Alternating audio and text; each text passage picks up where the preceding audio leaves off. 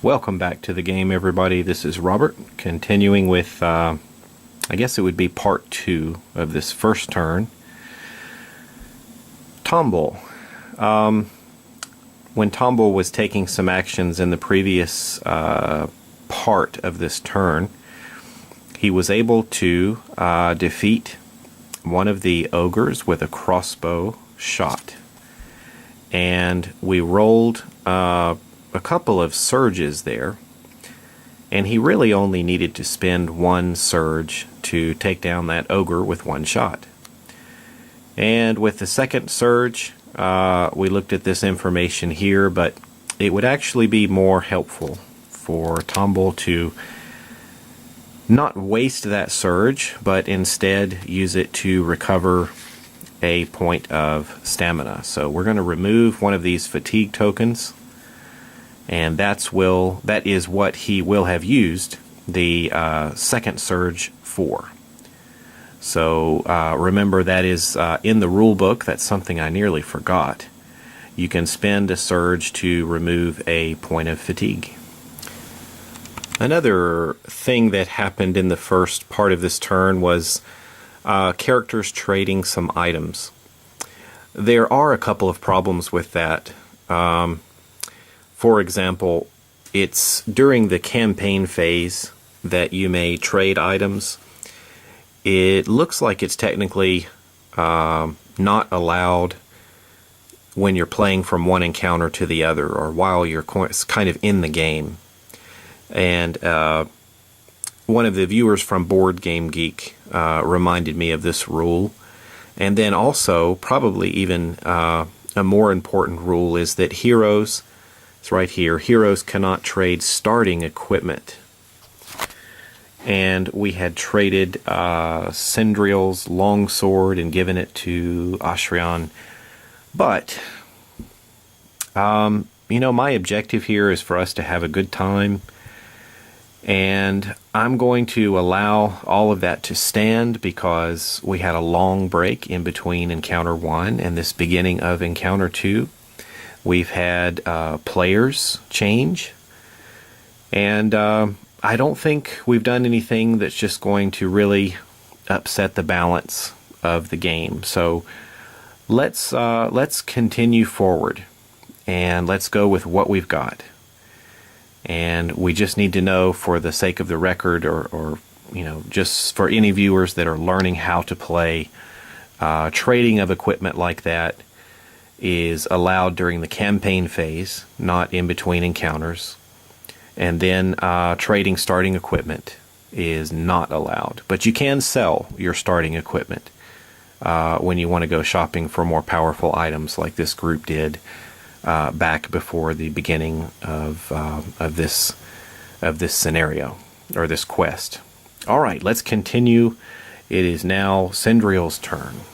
Well, here we have our character card for Sindriel, and the player over on Facebook controlling Sindriel has said that he wants to actually start by using her heroic feat. And it says, use during your turn and choose a hero within 3 spaces. You and that hero may immediately perform a move action. This is in addition to the 2 actions each hero receives on his turn. So starting here, Sindriel's going to move 4 spaces. 1, 2, 3, 4. That is her speed. And then, using that heroic feat, Sindriel has chosen to have Ashrian here to take a move action, and that's going to allow Ashrian to move 5 spaces. With Ashrian taking 5 steps, we're going to go diagonally 1, 2, 3, 4, 5. So that's going to put, I know it's hard to see over the figure here, but that's going to put both of these heroes to the north of the Ogre Master. Well, having made use of the feat, we'll turn over the card to represent that it's no longer available for the rest of this encounter. Well, now equipped with this new iron battle axe, Sindriel is going to make an attack against the Master Ogre. The iron battle axe will use the red and the blue, and the ogre will use the 1 gray defense die. So here we go. Well, nothing on the defense, 3 points of damage on the attack. Pierce 1, well, there's nothing, no defense shields coming up, so we'll move on. No surges, no surges, so it's just a straight 3 points of damage to the ogre. So with a health of 8, that drops the ogre down to 5 health. 3 points of damage to the Master Ogre. Cendrill's player says that if the ogre is not dropped, then they will use their second action. And remember, using that feat before, this one, allowed the movement to take place without taking one of her 2 actions. So that was a free move. The attack is 1 action. For the second action, we're going to have another attack on the Master Ogre. Let's see if this one will come out any better. Pretty good. Once again, no surges here. And once again, nothing on the defense die. So another 4 points of damage. 4, 5, 6, 7. That's going to be 1 point shy of dropping the Master Ogre. Alright, well there we have it. 7 points of damage to the Master Ogre. And Cendrill's actions for this round are now concluded. Alright, well here's a little bird's eye view of the scene. We've got Ashrion here, right beside the search token.